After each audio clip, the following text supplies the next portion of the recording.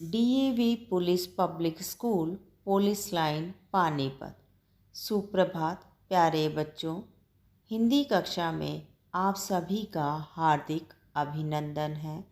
आज हम पाठ्य पुस्तक आरोह भाग 1 गद्य खंड के अंतर्गत पाठ 6 स्पीति में बारिश का अध्ययन करेंगे।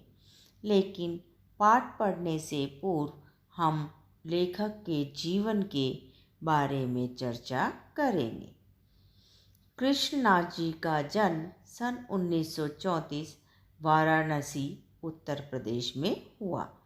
उनकी प्रमुख रचनाएं लद्दाख में राग विराग, किन्नर धर्मलोक, स्पीति में बारिश, पृथ्वी परिक्रमा, हिमालय यात्रा, अरुणाचल यात्रा, बोध निबंधावली, हिंदी और अंग्रेजी में कई पुस्तकों का संपादन भी किया। सम्मान लोहिया सम्मान से उन्हें नवाजा गया। बच्चों, कृष्णनाथ जी के व्यक्तित्व के कई पहलू सामने आते हैं। काशी हिंदू विश्वविद्यालय से अर्थशास्त्र में एमए के बाद उनका जुड़ाव समाजवादी आंदोलन और बौद्ध धर्म की ओर हो गया। बौद्ध धर्म में उनकी गहरी पैठ है। वे अर्थशास्त्र के विद्वान हैं और काशी विद्यापीठ में इसी विषय के प्रोफेसर भी रहे। अंग्रेजी और हिंदी दोनों भाषाओं पर उनका समान अधिकार है, इसलिए वे दोनों ही पत्रकारिताओं से जुड़े भी रहे। हिंदी की साहित्यिक पत्रिका कल्पना के संपादक मंडल में वे कई साल रहे और अंग्रेजी के मैनकाइंड का कुछ वर्षों तक संपादन भी किया। राजनीति, पत्रकारिता और अध्यापन की प्रक्रिया से गुजरते गुजरते वे बौद्ध दर्शन की ओर मुड़े। बौद्ध दर्शन पर कृष्णनाथ जी ने काफ़ी कुछ लिखा है। इतना कुछ करने के बावजूद कृष्णनाथ जी की सृजन आकांक्षा पूरी नहीं हुई, इसलिए वे यायावर हो गए। एक यायावरी तो उन्होंने वैचारिक धरातल पर की थी। वैचारिक धरातल यानी उनके मन में जो विचार भाव आए उसके धरातल पर, और दूसरी सांसारिक अर्थ में। सांसारिक अर्थ होता है यायावर का, यानी कि घुमक्कड़ी स्वभाव, घूमना, यात्राएं करना। उन्होंने हिमालय की यात्रा शुरू की और उन स्थलों को खोजना और खंगालना शुरू किया जो बौद्ध धर्म और भारतीय मिथकों से जुड़े हैं। फिर जब उन्होंने इस यात्रा को शब्दों में बांधना शुरू किया तो यात्रा वृत्तांत जैसी विधा अनूठी विलक्षणता से भर गई। कृष्णनाथ जी के यात्रा वृत्तांत की एक विशेषता है कि वे स्थान विशेष से जुड़े होकर भी भाषा, इतिहास, पुराण का संसार समेटे हुए हैं। पाठक उनके साथ खुद यात्रा करने लगता है। वे लोग जो इन स्थानों की यात्रा कर चुके होते हैं, वे भी अगर कृष्णनाथ के यात्रा वृत्तांत को पढ़ेंगे तो उन्हें नया लगेगा। वो कहते हैं कि वो यात्रा करते करते उस स्थान का ऐसा अध्ययन करते हैं कि लोग उस यात्रा वृत्तांत को पढ़ते हैं तो उनको लगता है कि उन्होंने चाहे उस स्थान की जो है यात्रा की है, लेकिन फिर भी उनको कुछ हिस्से ऐसे लगेंगे जो उनसे छूट गए होंगे। उन्हें महसूस होगा कि उनकी पुरानी यात्रा अधूरी थी और कृष्णनाथ जी के यात्रा वृत्तांत को पढ़कर वह पूरी हुई। बच्चों, स्पीति में बारिश एक यात्रा वृत्तांत है और इसमें लेखक ने स्पीति घाटी की परिस्थितियों का बड़ा ही मनोरम चित्रण किया है। स्पीति हिमाचल के मध्य में स्थित है। यह स्थान अपनी भौगोलिक एवं प्राकृतिक विशेषताओं के कारण अन्य पर्वतीय स्थलों से भिन्न है। क्योंकि लेखक तो यायावर है, तो इसलिए उन्होंने जो है भारत के अनेक पर्वतीय स्थलों का की यात्रा की है और इसीलिए वो दोनों में जो है यानी इनमें तुलना कर सकते हैं और इसीलिए वो कहते हैं कि जो स्पीति है वो जो है इन पर्वतीय स्थलों से बिल्कुल अलग है। लेखक ने इस पाठ में स्पीति की जनसंख्या, ऋतु, फसल, जलवायु तथा भूगोल का वर्णन किया है जो परस्पर एक दूसरे से संबंधित है। पाठ में दुर्गम क्षेत्र स्पीति में रहने वाले लोगों के कठिनाई भरे जीवन का भी वर्णन किया गया है कि वहाँ के लोग जो है कितनी कठिनाई के साथ जो है अपना जीवन यापन करते हैं। कुछ युवा पर्यटकों का पहुँचना स्पीति के पर्यावरण को बदल सकता है, ऐसा बच्चों लेखक का मानना है। ठंडे रेगिस्तान जैसे स्पीति के लिए उनका आना वहाँ बूंदों भरा एक सुखद संयोग बन सकता है, क्योंकि लेखक ने कहा है कि वो ठंडा रेगिस्तान है, इतनी ठंड वहाँ पर पड़ती है, तो कहते हैं कि वहाँ बारिश बहुत कम होती है, तो इसलिए बारिश का आना वहाँ सुखद संयोग समझा जाता है। बच्चों, स्पीति में बारिश एक यात्रा वृत्तांत है। इसमें लेखक ने स्पीति घाटी की परिस्थितियों का बड़ा ही मनोरम वर्णन किया है और लेखक ने यह भी बताया है कि आज वर्तमान समय में भी स्पीति संचार साधनों से रहित है, अर्थात वहाँ संचार साधन नहीं है। स्पीति हिमाचल प्रदेश के लाहौल स्पीति जिले की एक तहसील है। यहाँ ऊंचे ऊंचे दर्रे तथा कठिन रास्ते हैं और बच्चों, कठिन रास्ते होने के कारण इसका इतिहास भी कम है। क्यों? क्योंकि ये बाकी समाज से कटा हुआ है। यह प्रदेश संचार के साधनों से कटा हुआ है। यहाँ का राजा आज भी वायरलेस सेट यानी संदेश पहुँचाने का बिना तार का यंत्र, तो आज भी स्पीति का राजा वायरलेस सेट्स के माध्यम से केलंग और काजा को एक दूसरे से जोड़ता है। बच्चों, केलंग और काजा स्पीति के क्षेत्रीय स्थान हैं। प्राचीन काल में स्पीति भारतीय साम्राज्यों का अंग रही है। जब साम्राज्य टूटे तो यह स्वतंत्र हो गई। यह कभी लद्दाख, कभी कश्मीर, कभी कुल्लू मंडल से जुड़ी रही, कभी ब्रिटिश राज में रही, परंतु हमेशा स्वतंत्र रही। यहाँ जब भी किसी राजा का संदेशवाहक आता है, संदेशवाहक यानी संदेश देने आता था, तो उसके आते आते बसंत बीत जाता था। ऐसा लेखक ने इसलिए कहा बच्चों, क्यों? क्योंकि वहाँ के रास्ते बहुत कठिन हैं, दुर्गम है, तो जो संदेश देने आने वाला व्यक्ति है वो जो है उसको इतना समय लगता कि बसंत भी बीत जाता, अर्थात बहुत अधिक समय लगता। और लेखक ने साथ साथ यह भी बताया कि स्पीति के जो लोग हैं वो आक्रमणकारी का मुकाबला नहीं करते, बल्कि जोरावर सिंह जैसे आक्रमणकारी से बचने के लिए आंख बंद करके चांगमा एक वृक्ष का नाम है, उस वृक्ष के तने को पकड़कर या एक दूसरे को पकड़कर बैठ जाते थे और यही वो अपनी सुरक्षा शैली मानते थे। और जब आक्रमणकारी चले जाते या संकट की घड़ी टल जाती तो वो फिर से वापस आ जाते।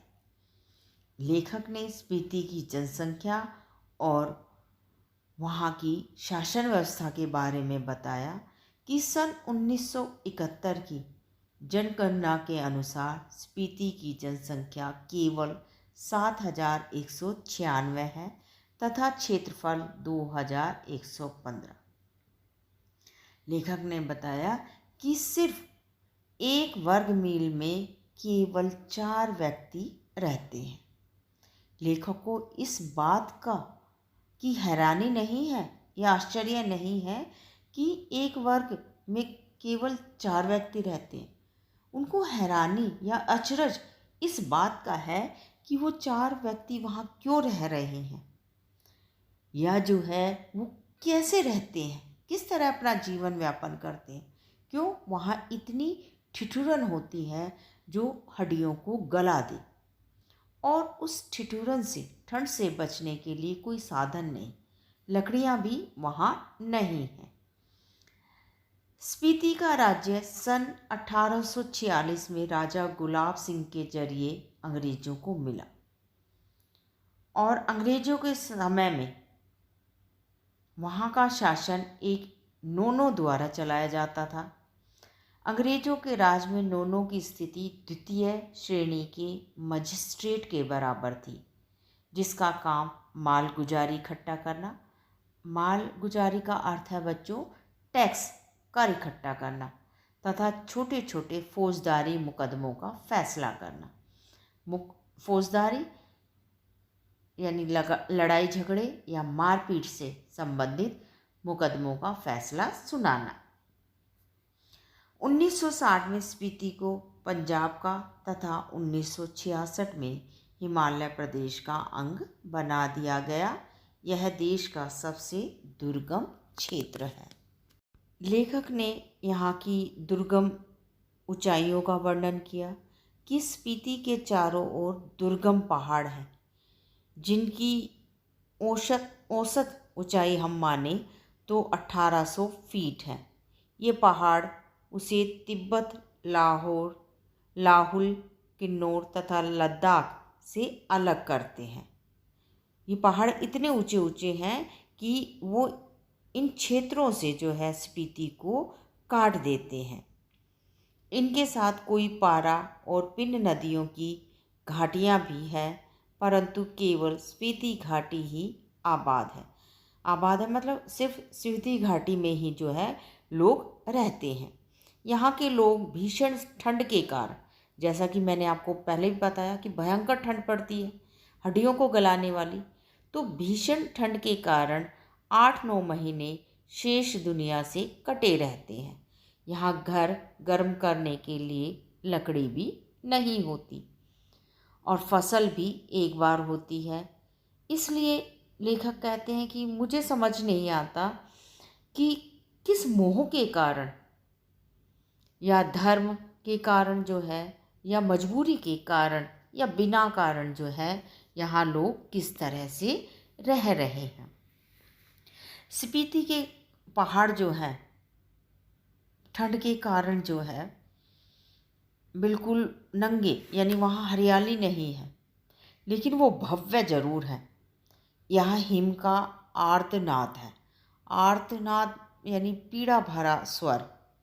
ठिठुरन है, गलन जैसे बच्चों कई बार आपने देखा कि पानी में ज़्यादा देर तक उंगलियां या पैर रह जाते हैं तो वो गल जाते हैं, तो ऐसे ही जो है गलन है, व्यथा है।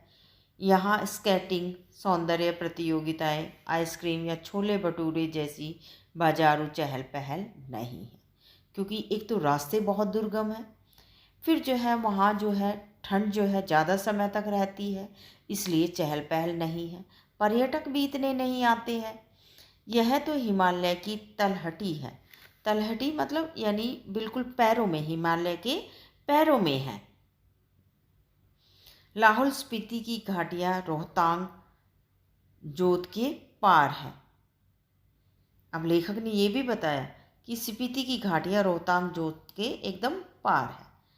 और यहाँ की जो पर्वत श्रेणियाँ हैं, बारालाचा और माने पर्वत की श्रेणियाँ, वो जो है घाटी की उत्तर दिशा